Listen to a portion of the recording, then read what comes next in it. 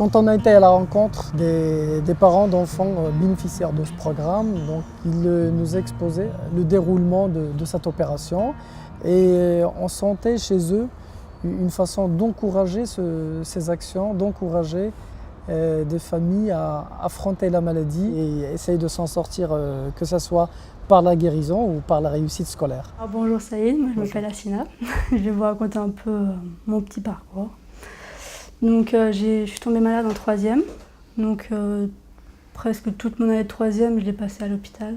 Donc j'ai réussi à avoir mon brevet. À l'hôpital, on m'aidait, on avait des cours à l'hôpital, donc j'étais pas toute seule dans mon coin à apprendre toute seule. Donc on m'a beaucoup aidée à l'hôpital déjà. J'ai réussi à passer ma seconde, je suis passée en première S. À ce moment-là, j'avais aussi des cours à domicile. On essayait d'être calé sur le programme avec ce que font mes camarades en cours. J'essayais de savoir où ils en étaient et nous, on calquait en fait. Donc c'est un soutien, c'est sûr. C'est humain et ça nous aide. Je suis Monsieur Achour, le papa Assina. Elle a commencé déjà à étudier toute seule puisqu'elle avait un micro-ordinateur, donc elle travaillait toute seule. Ensuite, elle a été entourée par l'équipe éducative. Comme l'école à l'hôpital existait, donc c'était déjà une chance pour les enfants hospitalisés.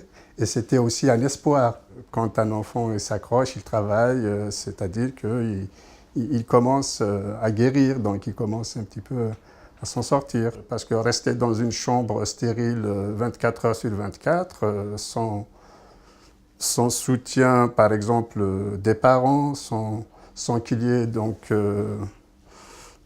des enseignants qui viennent, qui dispensent des cours, je pense que le malade sera peut-être découragé. C'est vraiment une association, heureusement qu'elle a été créée, quoi, parce que sinon, il y a des élèves qui restent, des patients qui restent 2 mois à l'hôpital. S'il n'y avait pas ce soutien scolaire, quand ils arriveront à l'école, ils ne comprendront plus rien, quoi. Il y a une aide, ça stimule un petit peu le malade.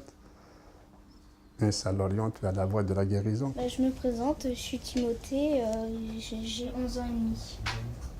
Pendant 14 mois, j'ai eu des cures de chimiothérapie et j'ai eu des aplasies fébriles. J'ai rencontré les professeurs qui s'occupaient des enfants de l'école à l'hôpital et qui franchement sont très gentils. Ça s'est bien passé, elles m'ont aidé à réussir mon année scolaire. Puis grâce à elles, j'ai réussi à passer en 6e. Ça m'aidait parce que j'oubliais la maladie et puis j'étais pas tout seul et puis je faisais quelque chose d'autre à part rester sur mon lit à rien faire. Je suis Catherine Dariotor, la maman de Timothée. C'est ici que j'ai découvert en parlant justement aux éducatrices. Mais il y a l'école à la maison, l'école à l'hôpital. Donc là, c'est vrai que c'est vrai que ça a été une découverte. On a été pris en charge tout de suite. Nous avons eu les 2 institutrices qui se sont manifestées et il n'y a jamais eu un manque, quoi. Je veux dire, il y a toujours eu été comme hiver, ça gelait. L'an dernier, il y avait beaucoup de neige. Eh bien, elle venait, voilà, elle garait la voiture loin parce qu'il n'y avait pas de place, parce que voilà, et on les attendait.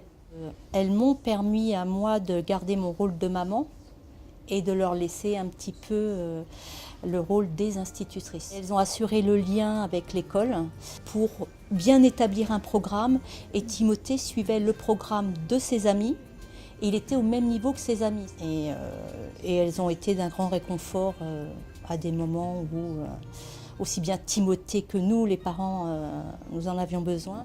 On est reconnaissant parce que moi particulièrement, pourtant j'étais près de Timothée pendant 18 mois, j'ai arrêté de travailler et malgré tout ça soulage, ça allège le fait d'avoir quelqu'un qui sur le plan scolaire prend en charge votre enfant qui n'est plus scolarisé.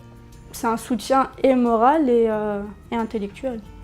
Faire confiance aux médecins et en plus faire confiance donc aux équipes éducatives, à l'école, à l'hôpital pour les cours qu'ils dispensent aux enfants malades. Il faut que des gens puissent faire ça pour que Faut que ça continue. Ça va de soi que normalement j'ai un sentiment de père, de papa. Quand je vois ces enfants, je ne peux pas m'empêcher de me mettre à la place des parents. Et donc toute aide serait la bienvenue.